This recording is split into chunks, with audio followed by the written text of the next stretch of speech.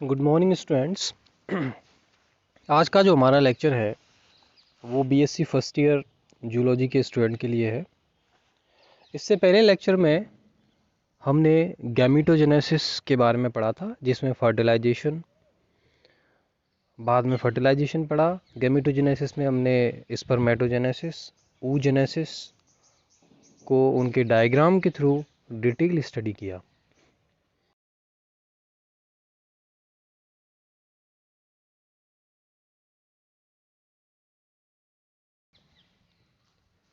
किस तरह से एक स्पर्म एक्टिवेट होकर ओवा तक रीच करता है और दोनों के बीच में फर्टिलाइजेशन होता है, उस सारी प्रोसेस को बहुत ही इंटरेस्टिंग वे में हमने स्टडी किया। इससे आगे हमने ये देखा था कि जो प्रक्रिया होती है फर्टिलाइजेशन की, उसका जो अंतिम रिजल्ट जो बनता है वो जायगोट होता है, जो कि एक सिंगल सेल होती है। उस जायगोट में वहाँ से कुछ पर्टिकुलर डिवीजन स्टार्ट होते हैं। उन डिवीजन से जो जायगोट होता है आगे जाकर मल्टी सेलुलर बनने लगता है। बहुत सारी सेल्स बनने लगती हैं, उसमें सेल्स की संख्या में वृद्धि होने लगती है। जिस तरह से माइटोसिस में डिवीज़न होते हैं, क्रोमोसोम नंबर सेम रहते हैं, उसी तरह यहीं पर क्लीवेज में भी सेम प्रोसेस होता है। लेकिन जो डिफरेंस हमको देखने को मिलेगा वो ये होता है कि क्लीवेज में जो डिवीज़न होंगे उनमें जो सेल्स होंगी वो हर डिवीज़न के बाद आकार में छोटी होती चली जाती हैं। ये सबसे मुख्य अंतर हमको देखने को मिलेगा क्लीवेज और माइटोसिस के बीच में। विदलन की जब बात करते हैं तो विदलन जायगोट में होने वाले इस प्रकार के विभाजन हैं जिनसे जायगोट बहुकोशिकीय हो जाता है और उसमें कोशिकाओं के आकार जो होता है उत्तरोत्तर कम होता चला जाता है।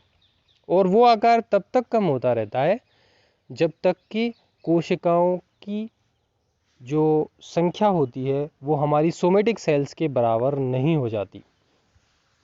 इस तरह से हम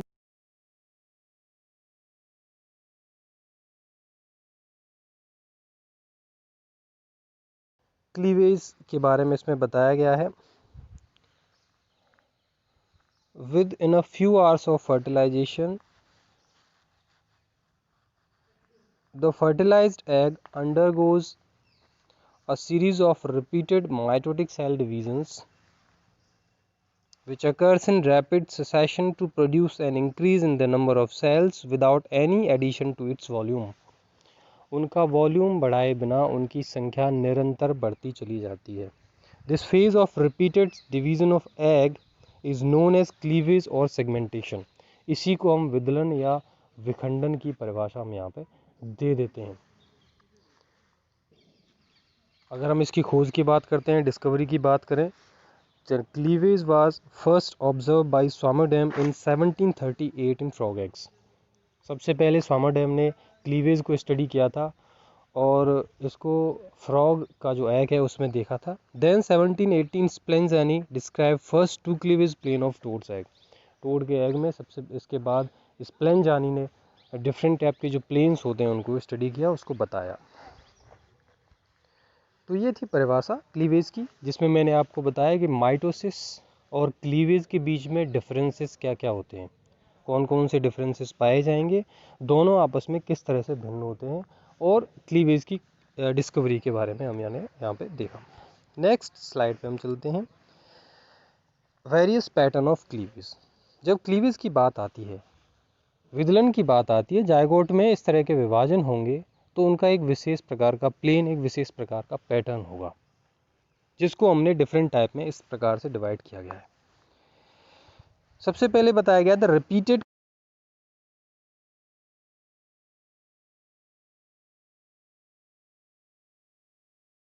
फलस्वरूप बनने वाली कोशिकाओं को हम कोरक खंड या ब्लास्टोमियर कहते हैं। ये ब्लास्टोमियर उस जायगोट के अंदर किस प्रकार से व्यवस्थित हैं, इस आधार पर क्लीवेज को निम्न 3 प्रकार से बांटा गया है।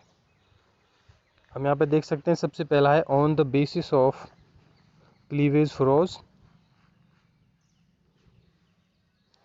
On the basis of fate of germ layer, on the basis of arrangement of cell.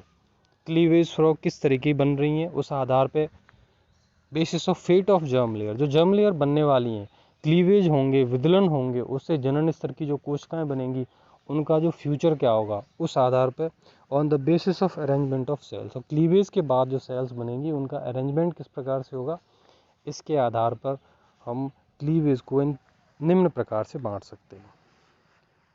Next slide में हम देखते हैं on the basis of cleavage fro.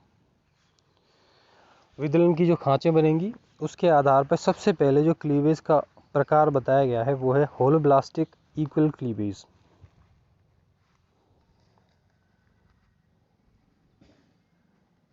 Holoblastic equal cleavage Hindi में मैं आपको बताऊं, होलोब्लास्टिक, होलो मीन्स सारा, ब्लास्टिक माने विभाजन होते हैं। इसमें क्लीवेज के जो विभाजन होंगे वो सारे अंडे में समान रूप से विभाजन होगा।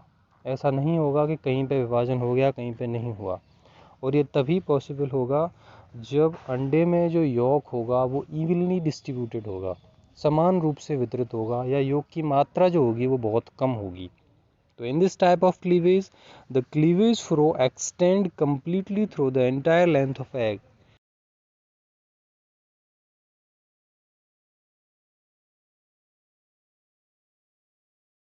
माइक्रोलेसिथल एग्स, मैंने बताया था आपको, ये केवल उनमें होगा, माइक्रोलेसिथल जो एग्स होते हैं उनमें ये क्रिया संपन्न होगी। तो होलोब्लास्टिक इक्वल क्लीवेज, जिसमें क्लीवेज फ्रो पूरे अंडे को दो बराबर भागों में बीच में से समान रूप से बांट दे। माइक्रोलेसिथल अंडों में हमको ये देखने को मिलेगा।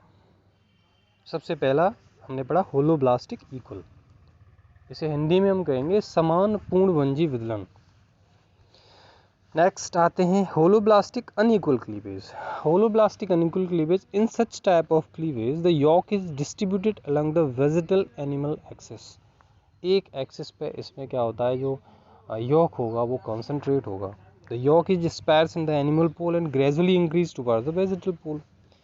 The first and second furrow are laid down similar to those as in holoblast equal cleavage. Third furrow is not equatorial but toward the animal pole, producing 4 small cells in animal and 4 large cells in the vegetal hemisphere. इसमें animal और vegetal hemispheres में different proportion of York की वजह से दोनों में जो sales बनेंगी उनका आकार अलग अलग होगा। वेजिटल पोल पे यॉक का अमाउंट ज़्यादा होने से वहाँ पे जो क्लीवेज फ्रो होंगी वो दूर दूर बाइसेक्ट करेंगी और सेल्स का जो आकार होगा वो बड़ा हो जाएगा। लेकिन एनिमल पोल पे जो सेल्स बनेंगी वो छोटे आकार की होंगी। तो छोटे आकार की सेल्स को हम माइक्रोमियर्स कह देते हैं और बड़े आकार की सेल्स को हम मेगामियर्स कह देंगे। इस तरह से यहाँ पे दो असमान प्रकार की कोशिकाओं का निर्माण होगा, कोरक खंडों का निर्माण होगा। इसीलिए इसको हम अनइक्वल होलोब्लास्टिक क्लीवेज कह देते हैं। तो हमने आज इस लेक्चर में ये देखा कि क्लीवेज को माइटोसिस से